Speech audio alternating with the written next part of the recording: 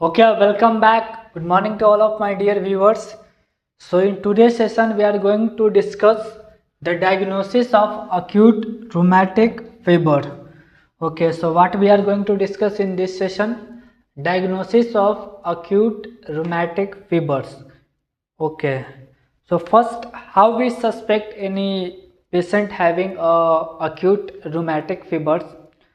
If any patients come to your OPD having a complaint of sore throat, what I am telling to you, if any patient come to your OPD and having a complaint of sore throat and evidence suggests that a patient having a group A beta hemolytic infection, so we can suspect that a patient having a acute rheumatic fevers. Okay. So how we diagnose the acute rheumatic fever? For the diagnosis of acute rheumatic fever, we first classify the population into the two categories. One is the high risk population and another is low risk population. So how we decide a population under the high risk categories or the low risk category? So check the incidence of acute rheumatic fevers in children age between 5 to 15 years. What we do? We check the incidence or we collect the data of incidence of acute rheumatic fevers in children at the age of or the age in between 5 years to the 15 years. If the incidence of acute rheumatic fevers is less than 2 per 1 lakh of population, if the incidence of children of a age in between 5 years to 15 years, the incidence of acute rheumatic disease in this age group children, it should be less than 2 per lakh population. So if the incidence of acute rheumatic fever in a children of age in between 5 to 15 years is less than 2 per 1 lakh of population, we consider it as a low risk population.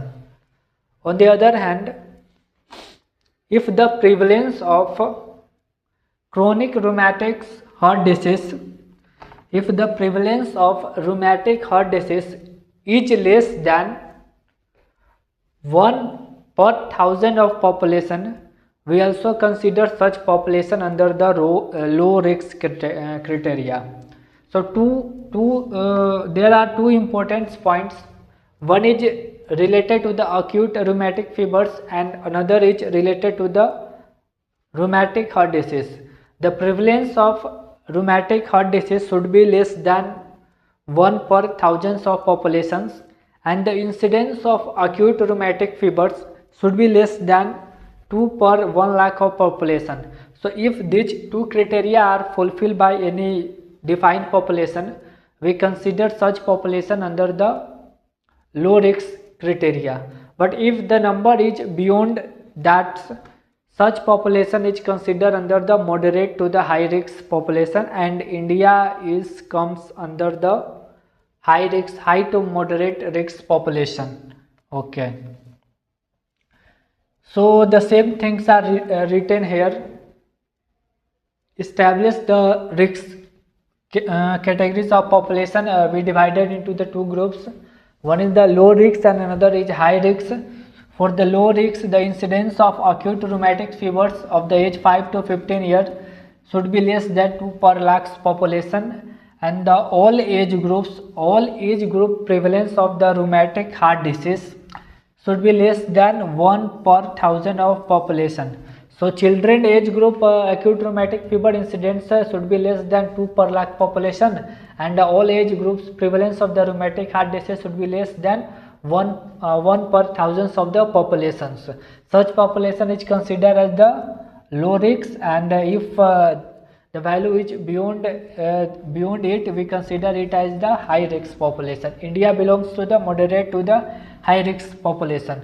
The second criteria is the find the evidence of the streptococcal infection So one of the evidence of the streptococcal infection through the history, patient having a history of scarlet fevers.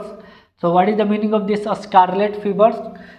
Patient present with high fever with sore throat, red sandpaper like rash, a start on the neck and the chest and spread all of the body, and the strawberry tongues with a pale skin around the mouth.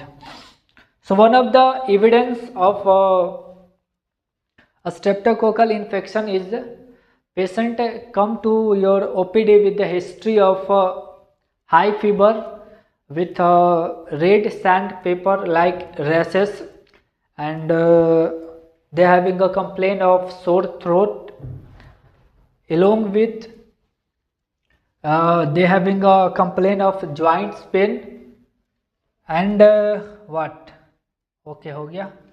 Okay, so patient having a complaint of high fever, sore throat, and having a red paper sand like appearance.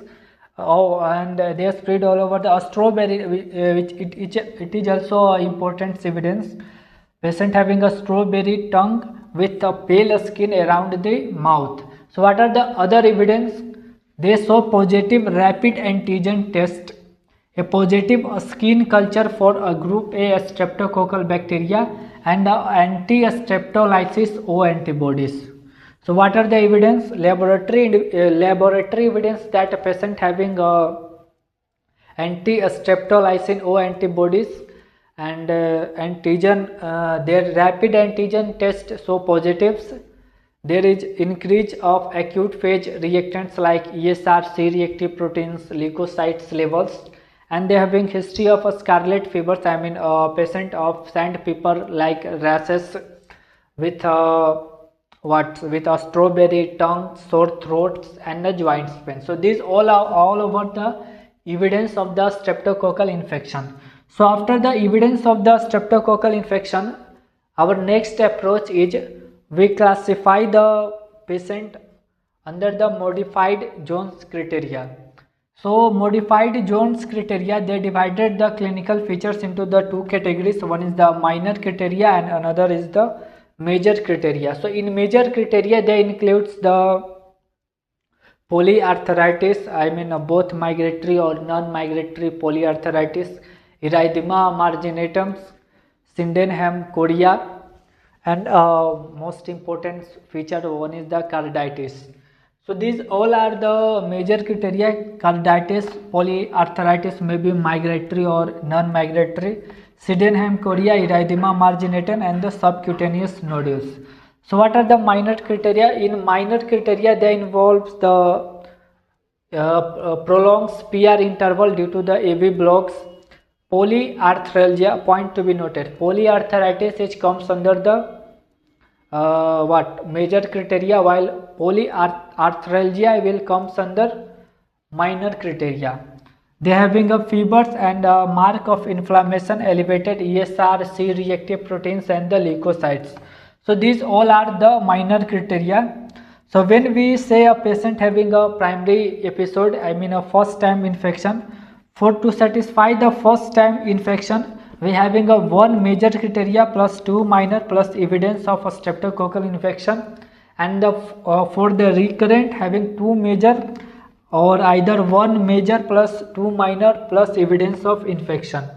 Okay, so when we say a patient having a first time infection or primary infection, so for the evidence of the primary infection, we must having a two major criteria or either two minor criteria plus evidence of infection. And for the recurrent infection, patient either having two major criteria plus two major criteria plus one major plus two minor plus evidence. Okay, understand.